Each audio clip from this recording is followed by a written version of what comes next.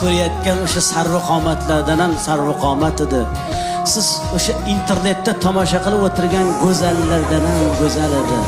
Sizni bolalaringizni tug'aman deb, sizni zurriyotlaringizni dunyoga keltiraman deb, to'lg'oq azobiga chidab, tishini tishiga qo'ygan paytda tishlari sinib tushdi.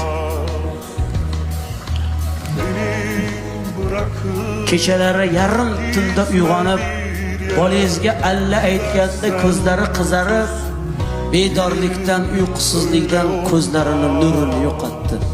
Ko'zlari xiralashdi. Qoshidan qosh berdi, ko'zidan ko'z berdi, yuzidan nur berdi. Yuzlariga ajin tushdi.